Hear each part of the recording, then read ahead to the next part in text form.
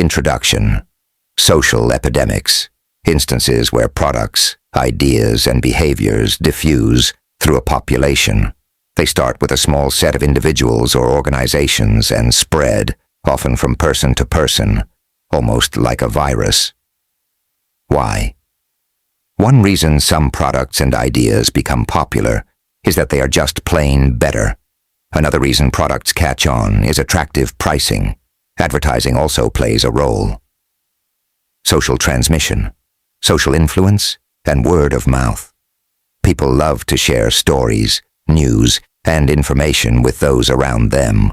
We tell our friends about great vacation destinations, chat with our neighbors about good deals, and gossip with coworkers about potential layoffs. We write online reviews about movies, share rumors on Facebook, and tweet about recipes we just tried. Social influence has a huge impact on whether products, ideas, and behaviors catch on. Word of mouth is more effective than traditional advertising for two key reasons. First, it's more persuasive. Second, word of mouth is more targeted. Companies try to advertise in ways that allow them to reach the largest number of interested customers. Offline versus online. Research by the Keller-Fay Group finds that only 7% of word of mouth happens online. We tend to overestimate online word of mouth because it's easier to see. Social media sites provide a handy record of all the clips, comments, and other content we share online. So when we look at it, it seems like a lot. But we don't think as much about all the offline conversations we had over that same time period because we can't easily see them. Online conversations could reach a much larger audience. But given that offline conversations may be more in-depth, it's unclear that social media is the better way to go. So the first issue with all the hype around social media is that people tend to ignore the importance of offline word of mouth, even though offline discussions are more prevalent and potentially even more impactful than online ones. The second issue is that Facebook and Twitter are technologies, not strategies. Word-of-mouth marketing is effective only if people actually talk. Harnessing the power of word of mouth, online or offline, requires understanding why people talk and why some things get talked about and shared more than others. The psychology of sharing, the science of social transmission. In The Tipping Point, for example, Malcolm Gladwell argues that social epidemics are driven by the efforts of a handful of exceptional people, whom he calls mavens, connectors, and salesmen. Yes, we all know people who are really persuasive. And yes, some people have more friends than others. But in most cases, that doesn't make them any more influential in spreading information or making things go viral. Joke analogy. To use an analogy, think about jokes. We all have friends who are better joke tellers than we are. Whenever they tell a joke, the room bursts out laughing. But jokes also vary. Some jokes are so funny that it doesn't matter who tells them. Everyone laughs even if the person sharing the joke isn't all that funny. Contagious content is like that, so inherently viral that it spreads regardless of who is doing the talking. Virality is made. Virality isn't born, it's made. Regardless of how plain or boring a product or idea may seem, there are ways to make it contagious. Just as recipes often call for sugar to make something sweet, we kept finding the same ingredients in ads that went viral. News articles that were shared, or products that received lots of word of mouth. The 6 principles of contagiousness. These are the 6 principles of contagiousness. Products or ideas that contain social currency and are triggered, emotional, public, practically valuable, and wrapped into stories. Principle 1. Social currency. How does it make people look to talk about a product or idea? Most people would rather look smart than dumb, rich than poor, and cool than geeky. Just like the clothes we wear and the cars we drive, what we talk about influences how others see us. It's social currency. Knowing about cool things, like a blender that can tear through an iPhone, makes people seem sharp and in the know. So to get people talking, we need to craft messages that help them achieve these desired impressions. We need to find our inner remarkability and make people feel like insiders. We need to leverage game mechanics to give people ways to achieve and provide visible symbols of status that they can show to others. Principle 2. Triggers. How do we remind people to talk about our products and ideas? Triggers are stimuli that prompt people to think about related things. Peanut butter reminds us of jelly, and the word dog reminds us of the word cat. If you live in Philadelphia, seeing a cheesesteak might remind you of the $100 one at Barclay Prime. People often talk about whatever comes to mind, so the more often people think about a product or idea, the more it will be talked about. We need to design products and ideas that are frequently triggered by the environment and create new triggers by linking our products and ideas to prevalent cues in that environment. Top of mind leads to tip of tongue. Principle 3. Emotion. When we care, we share. Naturally, contagious content usually evokes some sort of emotion. Some emotions increase sharing, while others actually decrease it. So we need to pick the right emotions to evoke. We need to kindle the fire. Sometimes even negative emotions may be useful. Principle 4. Public. Can people see when others are using our product or engaging in our desired behavior? Making things more observable makes them easier to imitate, which makes them more likely to become popular. So we need to make our products and ideas more public. We need to design products and initiatives that advertise themselves and create behavioral residue that sticks around even after people have bought the product or espoused the idea. Principle 5. Practical value. How can we craft content that seems useful? People like to help others, so if we can show them how our products or ideas will save time, improve health, or save money, they'll spread the word. But given how inundated people are with information, we need to make our message stand out.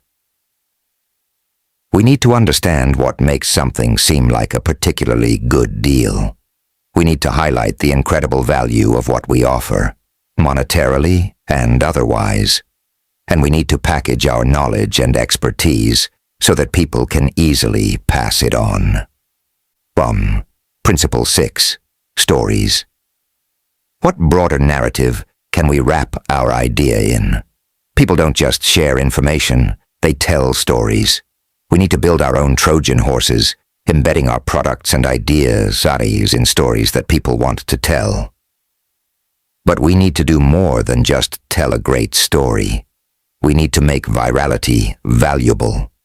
We need to make our message so integral to the narrative that people can't tell the story without it.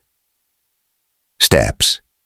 Think of the principles as the 6 steps to crafting contagious content. These ingredients lead ideas to get talked about and succeed. Talking and sharing are some of our most fundamental behaviors. These actions connect us, shape us, and make us human. Chapter 1. Social currency. Social currency. If something is supposed to be secret, people might well be more likely to talk about it. The reason? Social currency. People share things that make them look good to others. Self-sharing follows us throughout our lives. We tell friends about our new clothing, purchases, and show family members the op-ed piece we're sending to the local newspaper. This desire to share our thoughts, opinions, and experiences is one reason social media and online social networks have become so popular. Me focus. Research finds that more than 40% of what people talk about is their personal experiences or personal relationships. Similarly, around half of tweets are me-focused, covering what people are doing now or something that has happened to them. Why do people talk so much about their own attitudes and experiences? It's more than just vanity. We're actually wired to find it pleasurable. Harvard neuroscientists Jason Mitchell and Diana Tamir found that disclosing information about the self is intrinsically rewarding. Sharing personal opinions activated the same brain circuits that respond to rewards like food and money. Looking good. What people talk about also affects what others think of them. Telling a funny joke at a party makes people think we're witty. So not surprisingly, people prefer sharing things that make them seem entertaining rather than boring, clever rather than dumb, and hip rather than dull.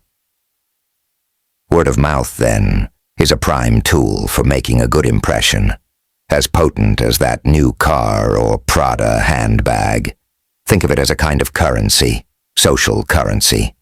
Just as people use money to buy products or services, they use social currency to achieve desired positive impressions among their families, friends, and colleagues. Give people a way to make themselves look good while promoting their products and ideas along the way. There are 3 ways to do that. 1. Find inner remarkability. 2. Leverage game mechanics. 3. Make people feel like insiders. Inner remarkability. Talking about remarkable things provides social currency. Definition. Remarkable things are defined as unusual, extraordinary, or worthy of notice or attention. Something can be remarkable because it is novel, surprising, extreme, or just plain interesting. But the most important aspect of remarkable things is that they are worthy of remark. Worthy of mention. Learning that a ball of glass will bounce higher than a ball of rubber is just so noteworthy that you have to mention it. Remarkable things provide social currency because they make the people who talk about them seem, well, more remarkable. Social approval.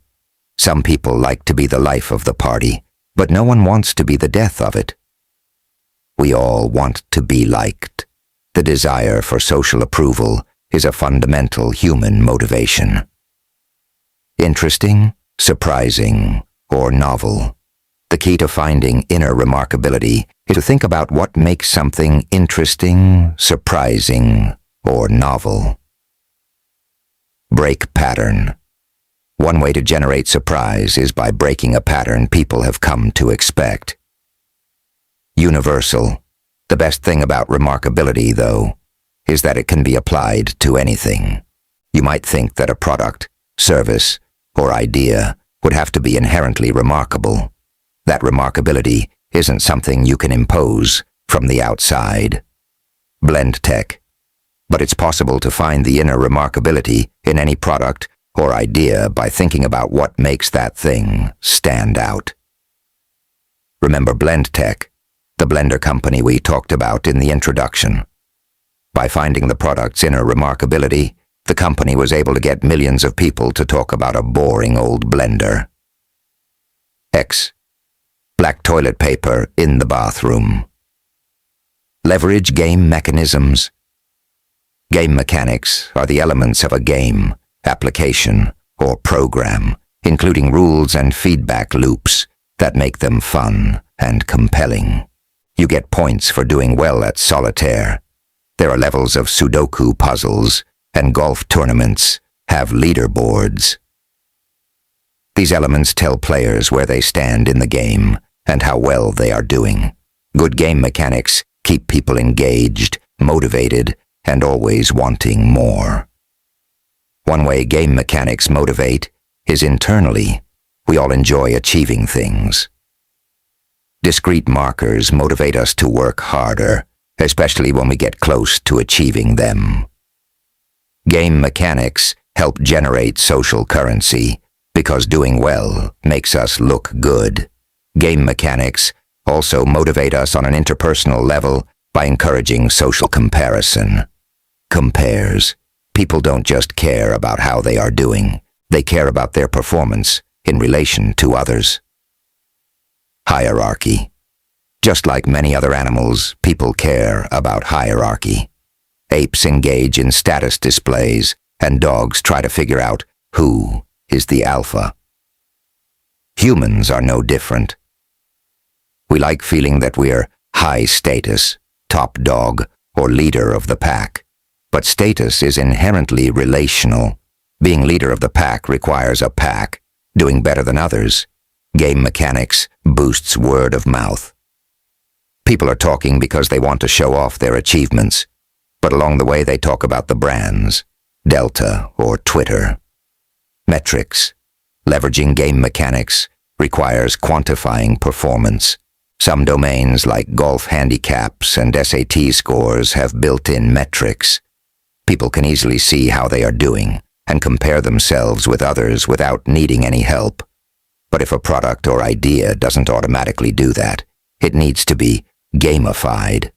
Metrics need to be created or recorded that let people see where they stand. Awards. Recipients of awards love boasting about them. It gives them the opportunity to tell others how great they are. But along the way they have to mention who gave them the award, make people feel like insiders. Both used scarcity and exclusivity to make customers feel like insiders. Scarcity is about how much of something is offered. Scarce things are less available because of high demand, limited production, or restrictions on the time or place you can acquire them. Exclusivity is also about availability, but in a different way. Exclusive things are accessible only to people who meet particular criteria. But exclusivity isn't just about money or celebrity. It's also about knowledge, knowing certain information or being connected to people who do. Scarcity and exclusivity help products catch on by making them seem more desirable. If something is difficult to obtain, people assume that it must be worth the effort. If something is unavailable or sold out, people often infer that lots of other people must like it, and so it must be pretty good. Insiders. Scarcity and exclusivity boost word of mouth by making people feel like insiders. If people get something not everyone else has, it makes them feel special, unique, high status. And because of that, they'll not only like a product or service more, but tell others about it. Paid shares. People are happy to talk about companies and products they like, and millions of people do it for free every day without prompting. But as soon as you offer to pay people to refer other customers, any interest they had in doing it for free will disappear. Customers' decisions to share or not will no longer be based on how much they like a product or service. Instead, the quality and quantity of buzz will be proportional to the money they receive. Chapter 2. Triggers. Fact. Every day the average American engages in more than 16 word-of-mouth episodes, separate conversations where they say something positive or negative about an organization, brand, product, or service. Some word of mouth is immediate, while some is ongoing. Immediate word of mouth is imagine you've just gotten an email about a new recycling initiative. Do you talk about it with your coworkers later that day? Mention it to your spouse that weekend? If so, you're engaging in immediate word of mouth. This occurs when you pass on the details of an experience or share new information you've acquired soon after it occurs. Ongoing word of mouth, in contrast, covers the conversations you have in the weeks and months that follow. the movies you saw last month, or a vacation you took last year. Interesting products. As we suspected, interesting products received more immediate word of mouth than boring products. This reinforces what we talked about in the social currency chapter. Interesting things are entertaining and reflect positively on the person talking about them. But interesting products did not sustain high levels of word-of-mouth activity over time. Interesting products didn't get any more ongoing word-of-mouth than boring. How triggers affect behavior. At any given moment, some thoughts are more top of mind or accessible than others. But stimuli in the surrounding environment can also determine which thoughts and ideas are top of mind. Sights, smells, and sounds can trigger related thoughts and ideas, making them more top of mind. A hot day might trigger thoughts about climate change. Seeing a sandy beach in a travel magazine might trigger thoughts of Corona beer. Indirect triggers. But triggers can also be indirect. Seeing a jar of peanut butter not only triggers us to think about peanut butter, it also makes us think about its frequent partner, jelly. Triggers are like little environmental reminders for related concepts and ideas. Accessible thoughts and ideas lead to action. Different locations contain different triggers. Churches are filled with religious imagery, which might remind people of church doctrine. Schools are filled with lockers, desks, and chalkboards, which might remind people of children or early educational experiences. And once these thoughts are triggered, they might change behavior. X. More than 10,000 more people voted in favor of the school funding initiative when their polling place was Plaza School. Polling location had a dramatic impact on voting behavior. Top of mind means tip of tongue. Triggered products does not only get more immediate word of mouth, they also get more word of mouth on an ongoing basis. By acting as reminders, triggers not only get people talking, they keep them talking. Top of mind means tip of tongue. So rather than just going for a catchy message, consider the context. Think about whether the message will be triggered by the everyday environments of the target audience. Advertising triggers. Market research often focuses on consumers' immediate reaction to an advertising message or campaign.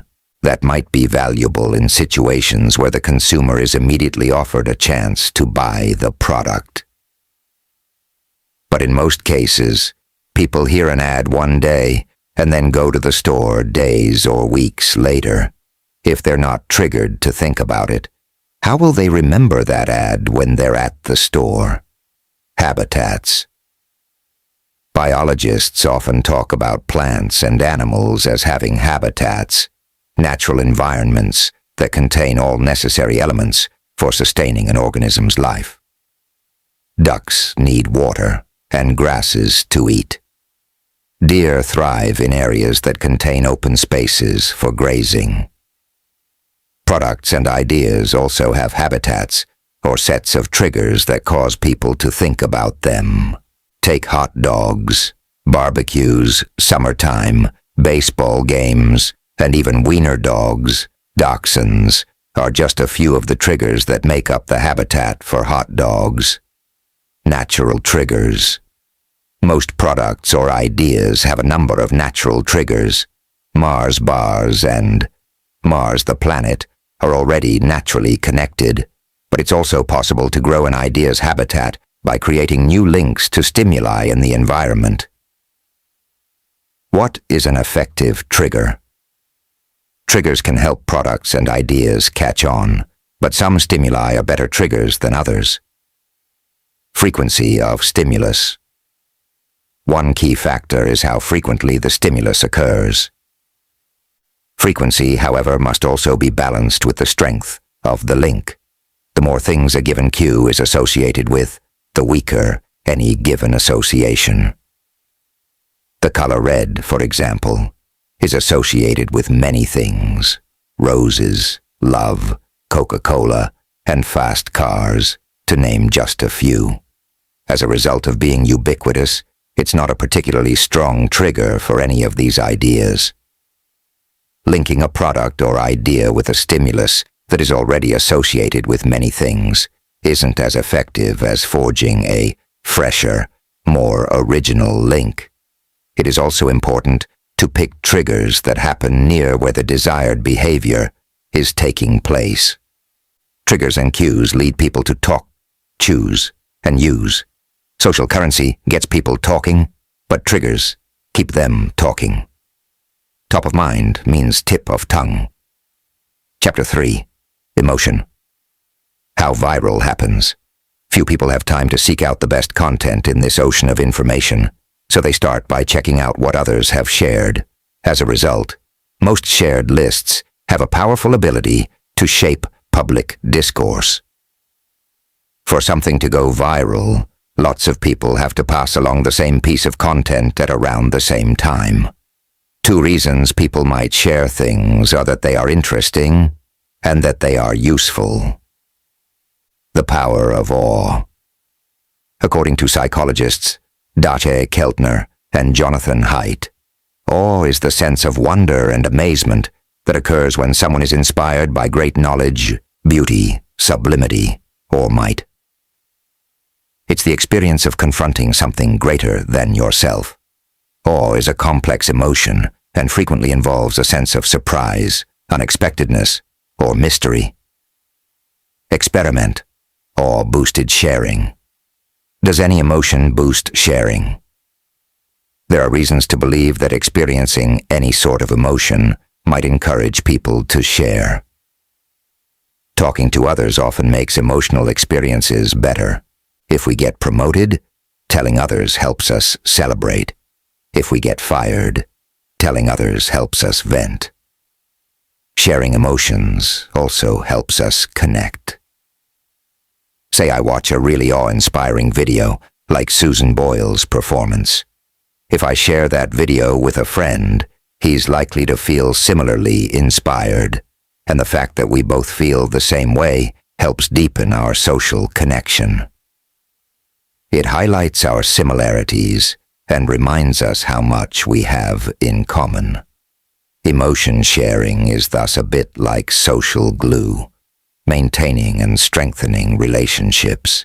Even if we're not in the same place, the fact that we both feel the same way bonds us together, the science of physiological arousal. Emotions can also be classified based on a second dimension, that of activation or physiological arousal. Arousal is a state of activation and readiness for action. The heart beats faster and blood pressure rises. Some emotions, like anger and anxiety, are high arousal. Opposite effect.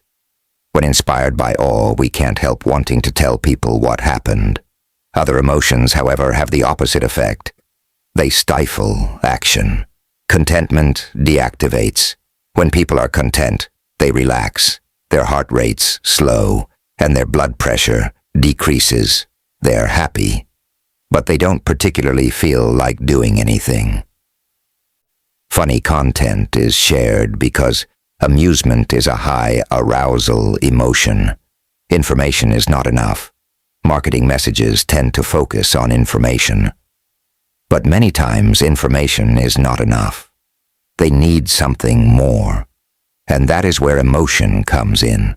Rather than harping on features or facts, we need to focus on feelings, the underlying emotions that motivate people to action. Experiment. Running doesn't evoke emotion, but it is just as physiologically arousing. It gets your heart rate up, increases blood pressure, etc. So if arousal of any sort boosts sharing, then running in place should lead people to share things with others. Among students who had been instructed to jog, 75% shared the article, more than twice as many as the students who had been in the relaxed group. Thus, any sort of arousal, whether from emotional or physical sources, and even arousal due to the situation itself, rather than content, can boost transmission. One way to generate word of mouth is to find people when they are already fired up. Chapter 4. Public. Making something more observable makes it easier to imitate. Thus, a key factor in driving products to catch on is public visibility.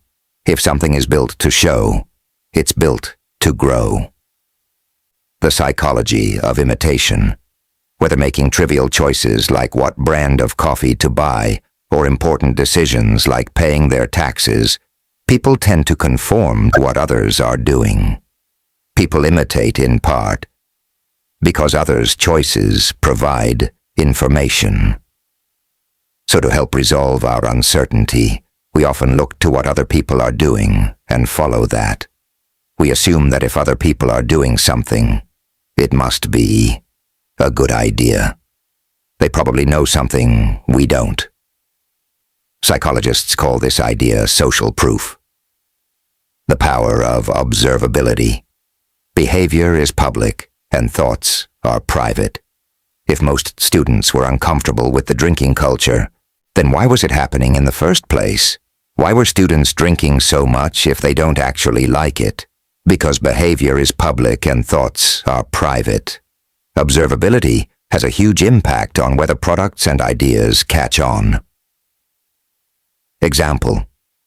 My colleagues Blake McShane, Eric Bradlow, and I tested this idea using data on 1.5 million car sales. Would a neighbor buying a new car be enough to get you to buy a new one? Sure enough, we found a pretty impressive effect. People who lived in, say, Denver were more likely to buy a new car if other Denverites had bought new cars recently, and the effect was pretty big.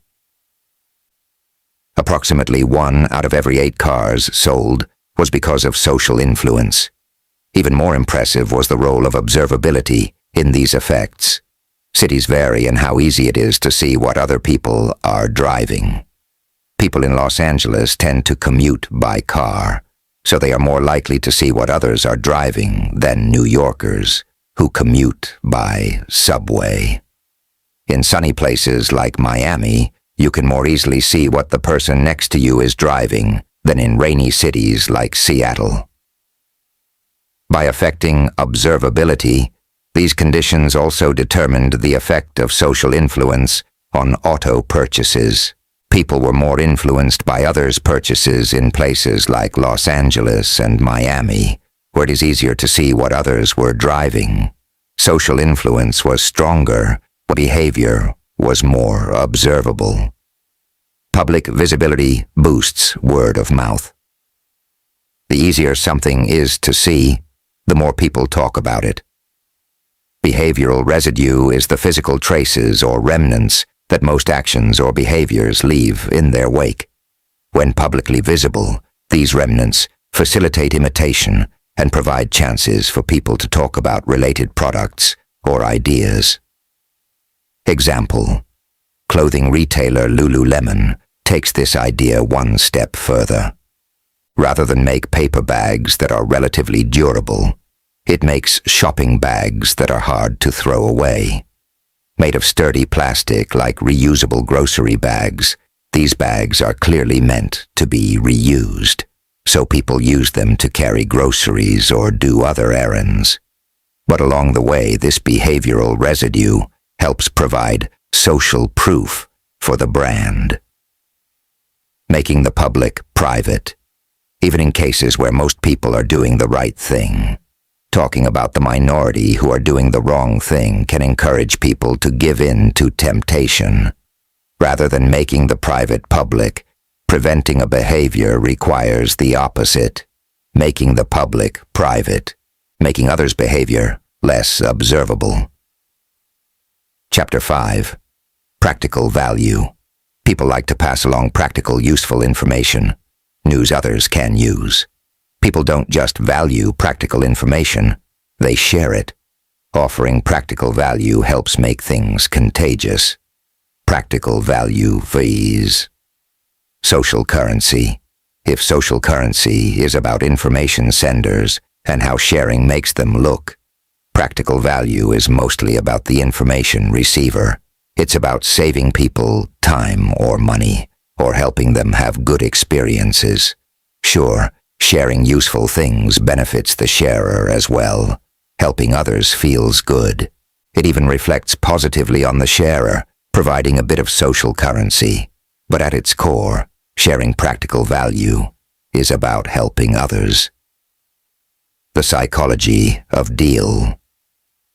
Prospect theory, the way people actually make decisions, often violates standard economic assumptions about how they should make decisions. Judgments and decisions are not always rational or optimal. Instead, they are based on psychological principles of how people perceive and process information. Just as perceptual processes influence whether we see a particular sweater as red or view an object on the horizon as far away, they also influence whether a price seems high or a deal seems good. Reference point. People don't evaluate things in absolute terms. They evaluate them relative to a comparison standard, or reference point. It might seem that old people are stingier than the rest of us, but there is a more fundamental reason that they think the prices are unfair.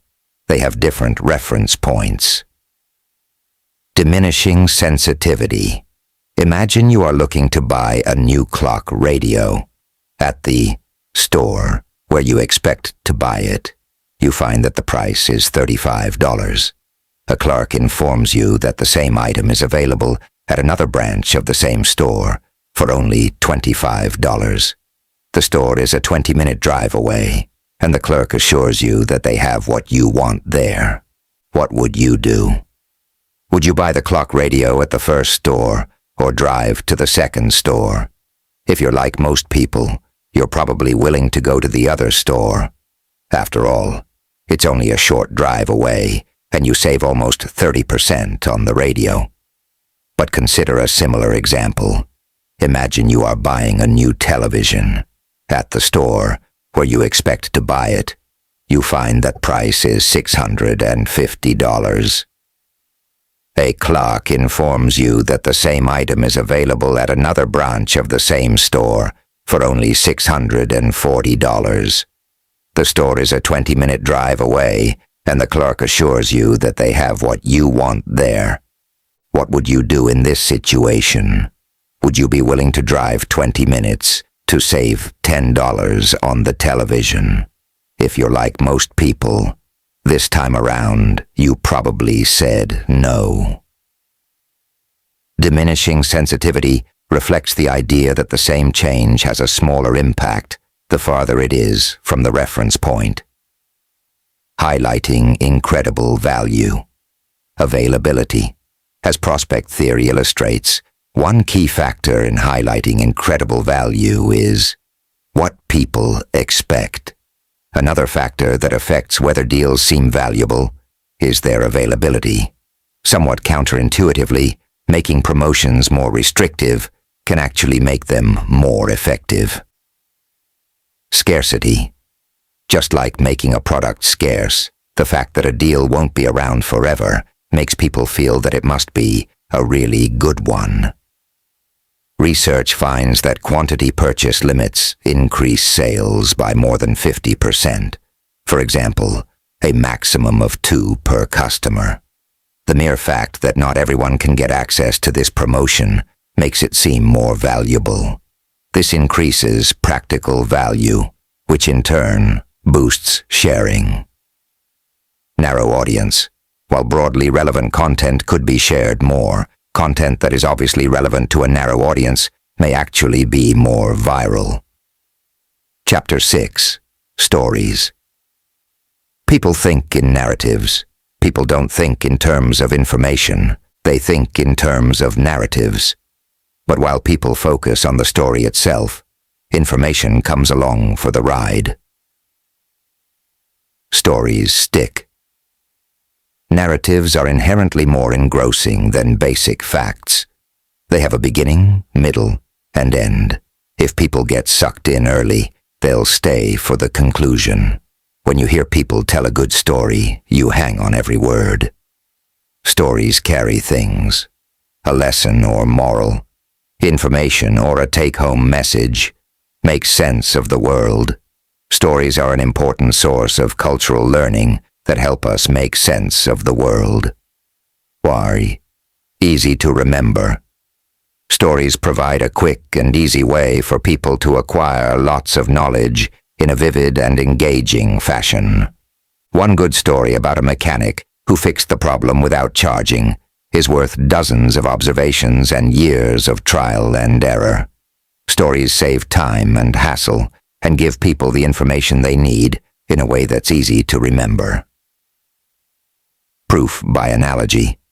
You can think of stories as providing proof by analogy. First, it's hard to disagree with a specific thing that happened to a specific person.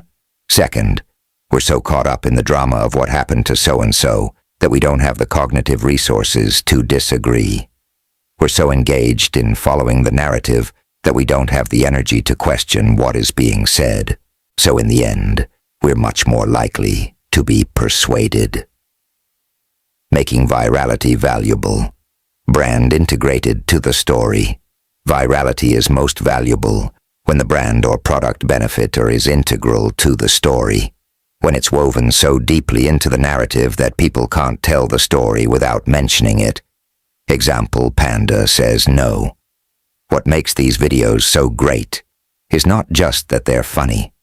The commercial would have been just as funny if the guy was dressed in a chicken suit, or if the tagline was, "Never say no to Jim's used cars."